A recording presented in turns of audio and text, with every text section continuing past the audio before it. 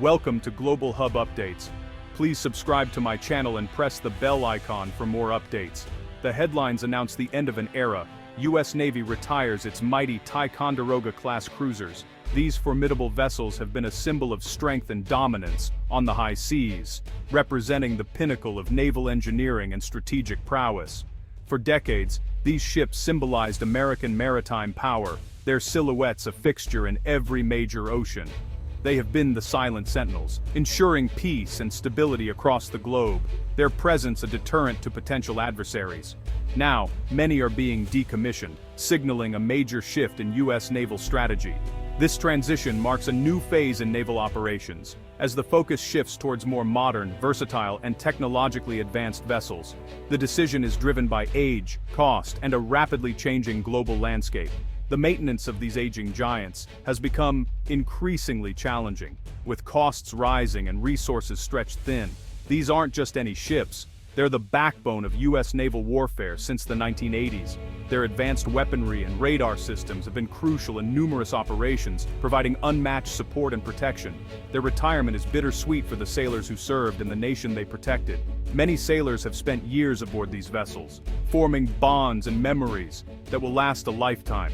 Each cruiser carries a legacy of conflict, crisis, and humanitarian missions.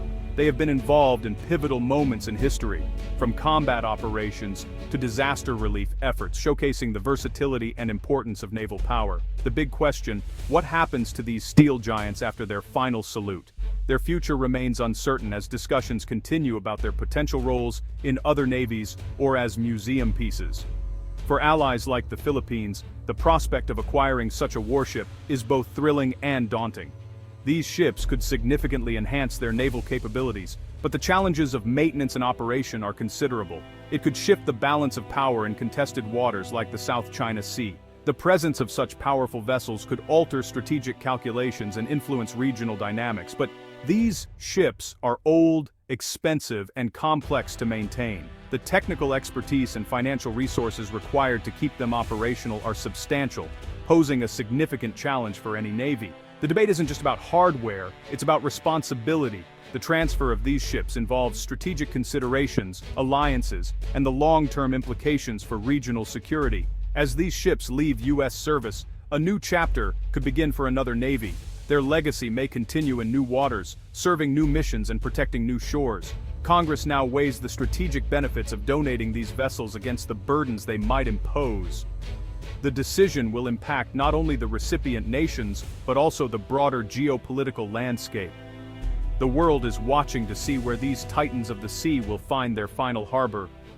Their journey is far from over, as they continue to shape the future of naval warfare and international relations. In Norfolk, Virginia, the mood is somber, heavy with the weight of history and the sense of an ending. Families, veterans, and naval personnel gather beneath overcast skies, their faces reflecting both pride and sorrow. The USS Normandy, a symbol of American naval strength for decades, now sits quietly at the dock, her hull showing the marks of countless journeys as she prepares for decommissioning.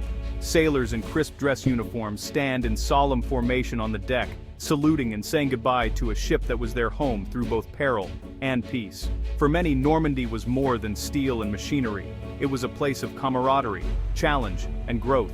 The ship's bell rings out, each resonant note echoing across the water, a tribute to Normandy's storied service and the countless sailors who served aboard her.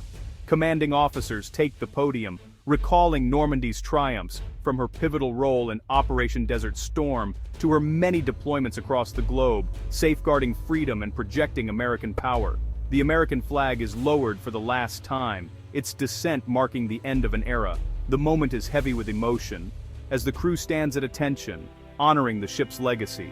The folded flag is presented to the final commanding officer, a symbol of closure, respect, and the enduring bond between ship and crew.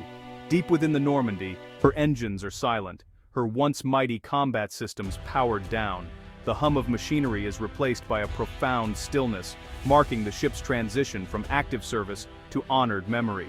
The decks that once buzzed with life, laughter, and the sounds of duty are now quiet, echoing only with footsteps and memories. The ship, once a formidable projection of American power and resolve, now rests at the pier, awaiting whatever comes next in her remarkable story. One by one, sailors disembark, many glancing back for a final farewell, their faces a mix of nostalgia and gratitude for the experiences and friendships forged aboard Normandy. Normandy isn't headed for the scrapyard just yet.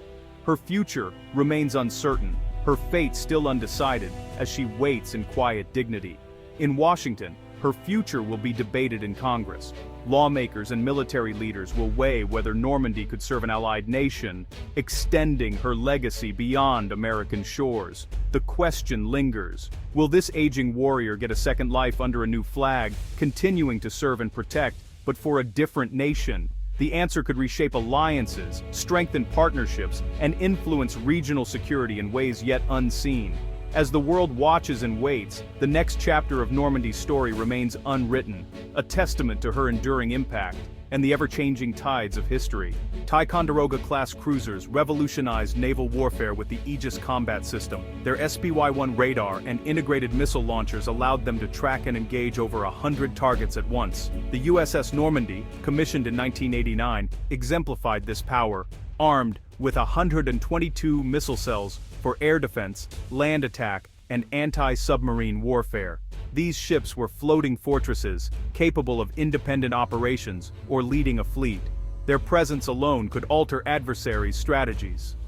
For decades, Ticonderoga-class cruisers were the shield of the U.S. Navy. Their legacy is one of technological superiority and unwavering service. For nations like the Philippines, acquiring such a ship is a tantalizing prospect. It's a chance to leapfrog into a new era of naval capability. Retiring ships like the USS Normandy is a tough but necessary decision. Age is the main factor. After 3 decades, maintenance costs skyrocket, metal fatigue, corrosion, and obsolete parts make every repair a costly ordeal. Technology, once cutting edge, is now difficult to sustain. The Navy is shifting to newer, more efficient ships like the Arleigh Burke-class destroyers. Budget pressures demand smarter investments. Funds spent on old cruisers mean less for new systems. Retiring these ships frees up money and skilled sailors for the future fleet. Naval warfare is evolving. Hypersonic missiles, unmanned systems, and cyber threats require new designs. The Ticonderoga class, for all its power, belongs to a previous era. The Navy now seeks a more distributed, resilient fleet. The era of the large, multi-mission cruiser is ending. A new generation of warships is on the horizon. Congress faces a pivotal choice: scrap the cruisers or donate them to allies. Donating ships like the USS Normandy could strengthen alliances and counter rivals like China. Supporters see it as a cost-effective way to boost partner navies. Critics warn these ships are expensive to operate and maintain, risking white elephants for recipients. Sensitive technology could be compromised if not properly secured. The debate is a balancing act: strategic gain versus long-term burden. Support packages, training, spare parts, maintenance are under discussion. The final decision will signal America's commitment to its allies. The Philippine Navy has long relied on former U.S. ships, from patrol craft to frigates. This tradition began after World War II and continues today. The Hamilton-class cutters, now the Gregorio del Pilar class, were a major upgrade for the Philippines. Integrating these ships taught valuable lessons in refitting and maintaining complex systems. The Philippines is comfortable adapting U.S. assets, seeing it as a natural partnership. Acquiring a Ticonderoga-class cruiser would be a bold leap, from cutters to a top-tier combatant. But history is a cautionary tale. Keeping aging ships seaworthy strains tight budgets. Sourcing parts for obsolete systems is a constant challenge. The jump from a cutter to a cruiser is monumental. The question: can the Philippines handle a ship of this scale? Let's take a closer look at the USS Normandy and compare it to the Philippine Navy's flagship, the BRP Jose Rizal. These two ships represent very different eras and philosophies in naval warfare. The Jose Rizal-class frigates are considered modern and capable by regional standards, but the Normandy is almost 4 times larger in displacement and brings a level of firepower and survivability that the Rizal simply cannot match. Normandy's 122 vertical launch missile cells absolutely dwarf the Rizal's 8. Allowing it to carry a vast array of missiles for every mission: anti-air, anti-ship, and land attack, making it a true multi-role powerhouse. Its advanced Aegis combat system, paired with the powerful SPY-1 radar, can simultaneously track and engage hundreds of targets, providing a level of situational awareness and defense far beyond anything currently in the Philippine fleet. With Normandy, the Philippines would gain not just a ship, but a strategic land attack capability and a massive defensive bubble, able to project power and defend territory over vast distances.